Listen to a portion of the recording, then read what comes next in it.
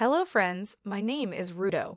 Our channel takes you on a journey through captivating stories, perfect for viewers of all ages and backgrounds.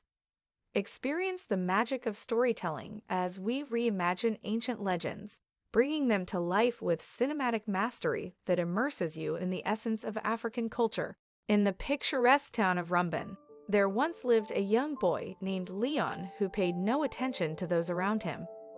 His rude and disrespectful behavior made people shake their heads disapprovingly when he passed by. He would often physically abuse his elderly grandmother when she tried to correct him and would disappear from the house for days at a time, knowing full well the distress it caused her. Leon's mother passed away at the time of his birth, and it was left to his grandmother to raise him.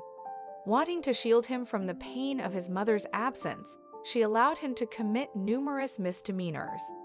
As Leon grew older, his disrespect and lack of control worsened. Night after night, Grandma cried, praying that her grandson would one day realize the wrongness of his actions. Leon, however, remained unwilling to change. He often got into trouble and needed large sums of money to get out of his predicament. One sunny morning, Leon wandered into the bustling local market. There he noticed an elderly woman selling oranges by the side of the road. Without a moment's hesitation, he snatched a few oranges and stuffed them into his bag. The old woman pleaded with him, "Please, my son, pay for these oranges. They are all I have." Leon only laughed in her face and replied, "What will you do if I refuse to pay? Will you follow me?" With a mocking smirk, he kicked her basket, causing the oranges to scatter on the dusty ground. Leon was incredibly stubborn and had no respect for anyone. His inflated ego, boosted by the company he kept, made him believe he was invincible. He once mocked an elderly man crossing the street with a cane. Leon imitated his slow, trembling gait, laughing gleefully and glancing at the passers-by. "Look at him," exclaimed Leon. "Is he walking or dancing?" The old man, though stricken, remained calm. He paused and fixed a mournful glance on Leon. "Remember this day, young man," he admonished. "Every act has consequences. You will not be able to avoid them forever." Leon, however, only rolled his eyes and walked away. His disrespect for those around him, especially his grandmother, knew no bounds. One evening, after weeks of labor, Leon's grandmother managed to save a modest amount of money. She hid it under her mattress, intending to buy food and medicine. Unfortunately, Leon found the money and took it to gamble with his friends. When his grandmother met his gaze and tears streamed down her face, he lashed out at her. "Why did you need that small amount of money?" he demanded. "Is it worth getting so worked up over?" His grandmother fell to the floor, sobbing uncontrollably. Her heart was breaking at the realization that the money she had worked so hard to earn was gone in an instant.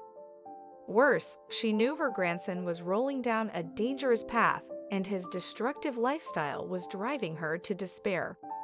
That evening, Leon's grandmother knelt beside her bed, tears flowing freely down her cheeks. With trembling hands raised towards the sky, she pleaded, "Lord, please change my son's heart. Help him to see his wrongdoing before it is too late." Meanwhile, Leon, unaware of his grandmother's suffering, was out with friends, gambling and drinking carefree. The next evening, when Leon and his friends passed by the morgue on Desp Road, he suggested they sneak inside, disregarding the sanctity of the place. "Let's have a look at the corpses.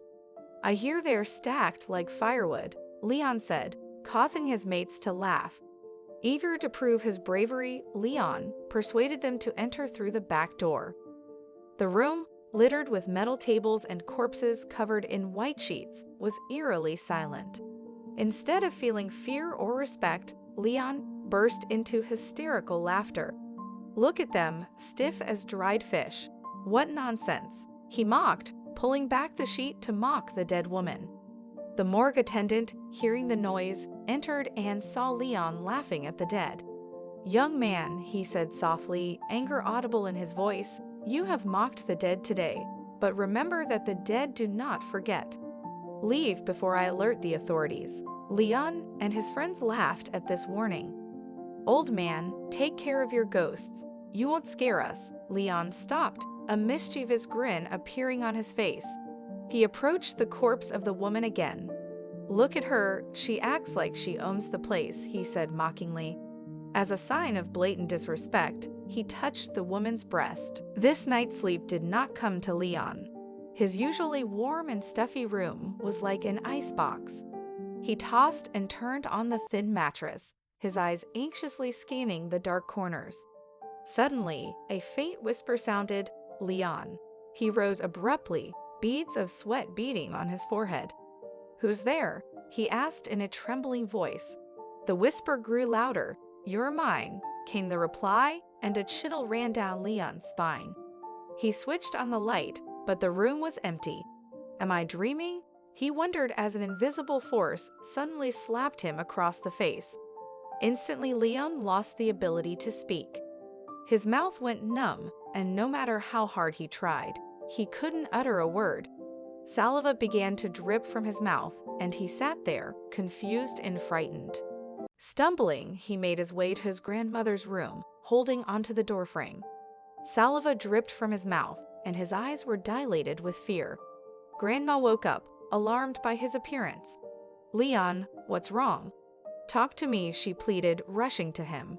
But Leon could only make incoherent sounds, his mouth refusing to cooperate. His grandmother cupped her hands around his face, her eyes full of concern. "Has someone hurt you, Leon?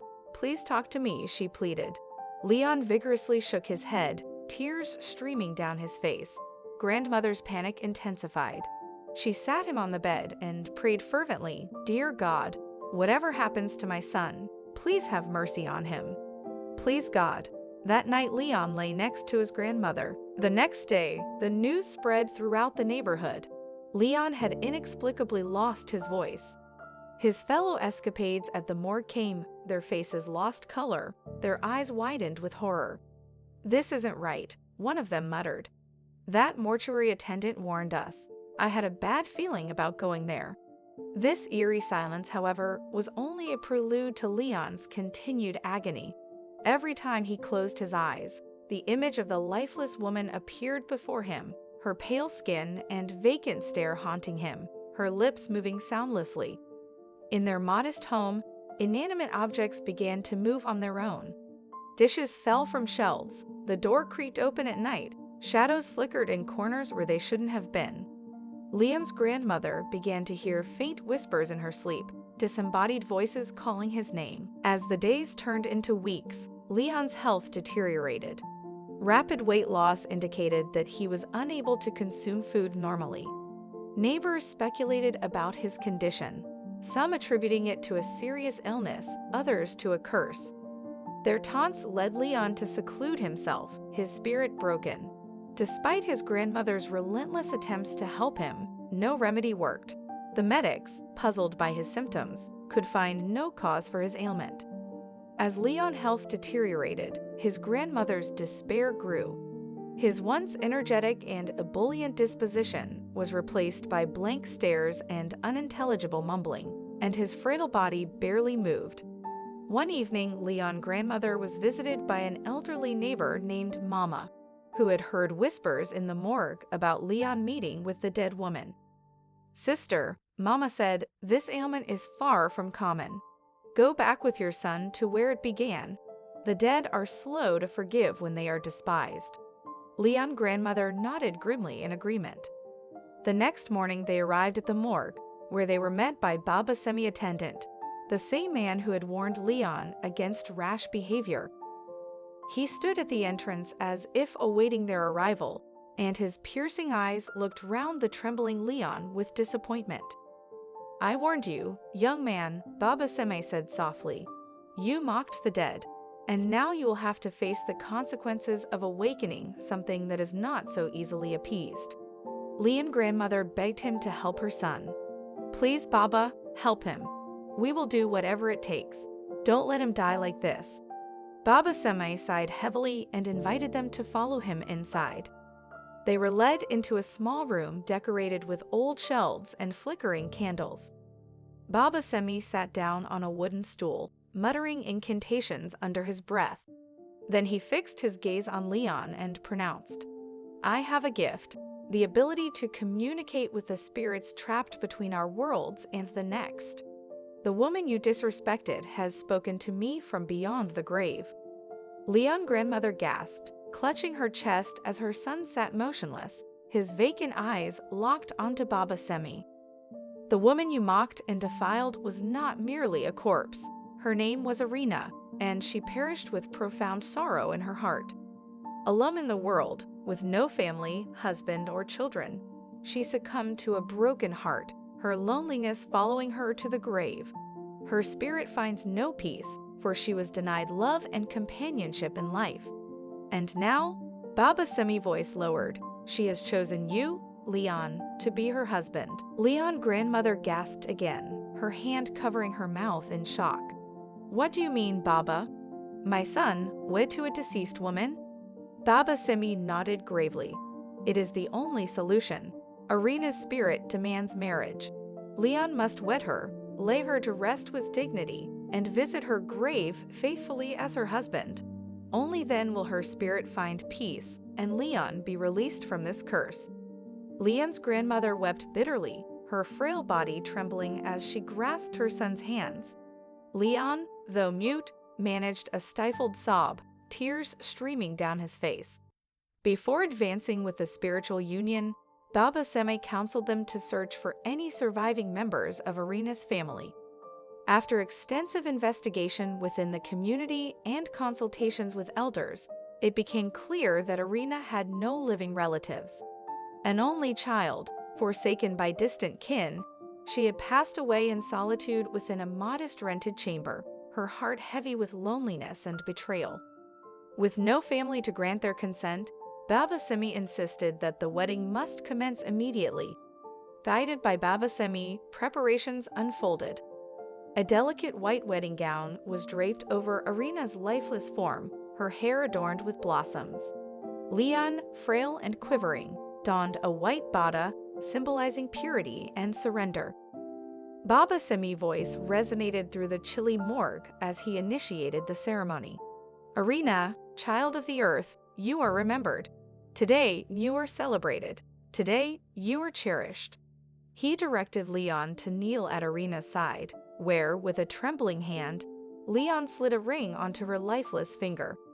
A cold gust swept through the room, and for an instant, the air seemed to echo with a soft, mournful sigh. Baba Semi scattered holy water and salt upon Irina's form, whispering concluding blessings.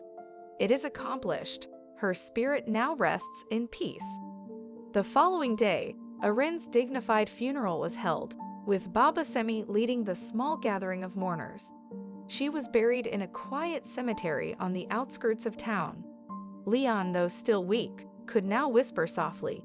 He stood at her grave, head bowed, expressing his remorse. "Irina, I am truly sorry for the disrespect I have shown you. May you find the peace you have lacked in your life," he murmured, laying untouched white flowers on her grave before leaving with his grandmother. Baba Semi warned Leon that despite Irina's passing, their bond remained. As her husband, Leon was responsible for visiting her grave with fresh flowers and silent prayers. "If you neglect her resting place or forget your vow, the curse will return, stronger than before," Baba Semi warned. Tao nodded gravely, acknowledging the lifelong commitment he could not shake off. In the months that followed, Leon underwent profound changes. He became reserved, humble, and deeply considerate of others. He diligently supported his grandmother, asking her forgiveness for his past transgressions. In addition, he went to the market to find the old woman whose oranges he had once heartlessly scattered. Upon finding her, he offered her a sincere apology, which she accepted with tears in her eyes. Overwhelmed with gratitude for the money he had given her as compensation, she bestowed fervent blessings upon him. Leon faithfully visited Irina's grave every month, adorning it with fresh flowers and whispering prayers for her soul. The townspeople noticed the transformation, marveling at the change in the boy who had once despised the deceased. "Leon is a different man now," they remarked, recognizing the indelible lesson he had learned from his brush with the supernatural. For the rest of his days, Leon bore the burden of his past actions and the memory of Irina, his spiritual bride. In a quiet cemetery on the outskirts of town, a tombstone bore the inscription, "Irina, beloved and remembered.